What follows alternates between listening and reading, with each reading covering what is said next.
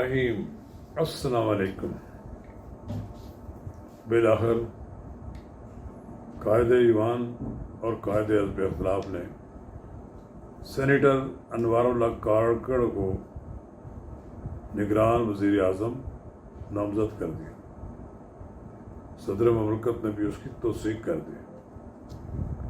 14 अगस्त को निगरान वज़ीर आज़म अनवारुल्लाह काकड़ हल्फ उठा लेंगे।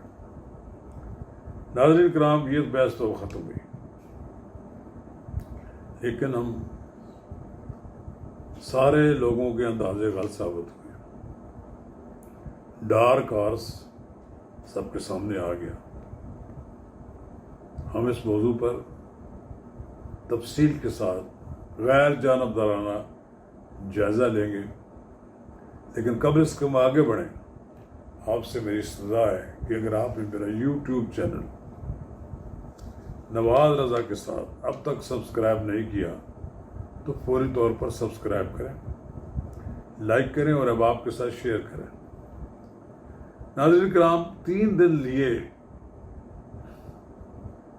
जनाब शहबाज शरीफ ने और राजा रियाज ने, तो फिर जब ऐलान हुआ तो पता लगा जी कि राजा रियाज ने सेनेटर अनवारुल्लाह का नाम तजवीज़ किया था, तो शहबाज शरीफ साहब ने उनको कबूल कर लिया और फिर आनन फानन जनाब सेनेटर अनवारुल्लाह काकड़ की नामजदगी का नोटिफिकेशन भी जारी हो गया। पिछले कई दिनों से बड़े बड़े जुगादरी अखबार नवीस एंकर पर्सन टामक टोइयाँ मार रहे थे। किसी को मालूम नहीं था। बेसिकली सेनेटर अनवारुल्लाह का नाम एक डार्क हॉर्स है। ये सबको मालूम है किधर से आया है। ये ना तो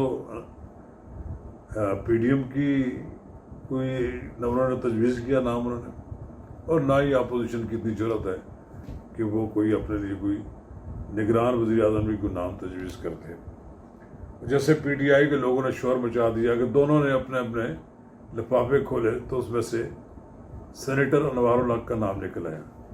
किसी ने ये कहा कि दोनों के मुंह पर थप्पड़ हो गया कि जी उनका आदमी नहीं मुकर्रर हुआ।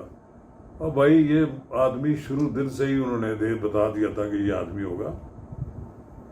ये जिनका आदमी है सबको मालूम है, और गलत आदमी का इंतखाब भी नहीं हुआ मेरे ख्याल में। मैंने तो ज़िंदगी में पहली बार उनकी पार्लियामेंट में की जाने वाली तकरीर सुनी तो मुझे उन्होंने बड़ा मुतासर किया।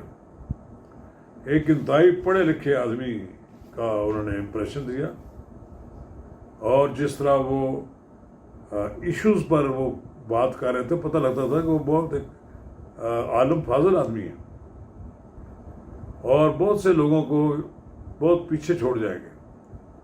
और फिर इससे एक तासर तो ये मिला कि पहली बार तो नहीं हुआ, दूसरी बार हुआ। मीर अज़ार खान बजरानी भी, वो भी पहले जो पिछले वज़ीर आज़म रह चुके हैं उनका भी तल्लुक़ बलूचिस्तान ही से था।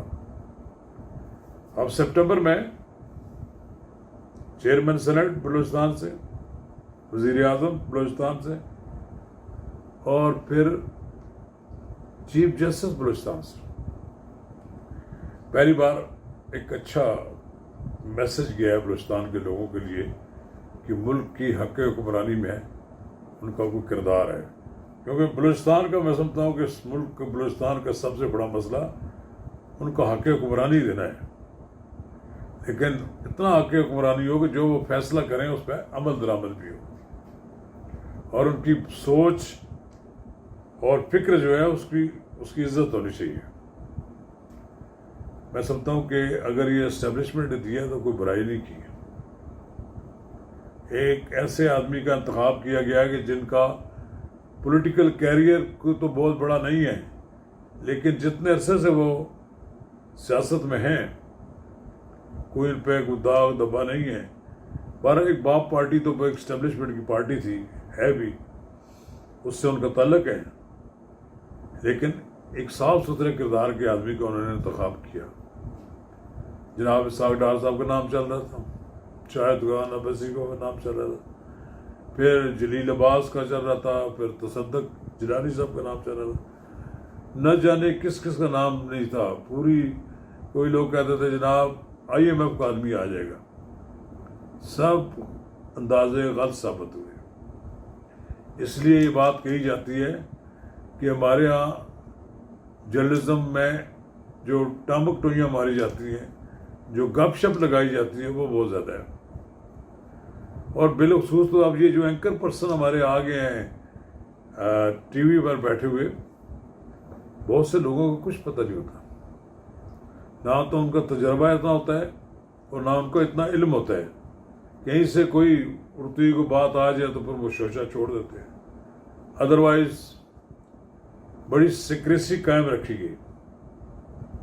اس میں شہباز شریف صاحب کا بھی بڑا رول ہے. اور پھر جناب قائد حزب اختلاف کو بھی بتایا گیا ہوگا تو اس نے بھی خفیہ رکھا ہے. اور پھر آصف علی زرداری، نواز شریف، ان لوگوں کو بھی پتہ ہوگا. یہ اس کا نام لیک آؤٹ نہیں کیا گیا. اور میرا خیال یہ ہے کہ اب بڑا کام تو ان کے ذمہ یہی ہوگا کہ فروری میں الیکشن ہونے. اب تو میرا خیال کہہ بھی دیا ہے قائد حزب اختلاف نے بھی، کچھ لوگ جنوری فروری کی بات کر رہے ہیں.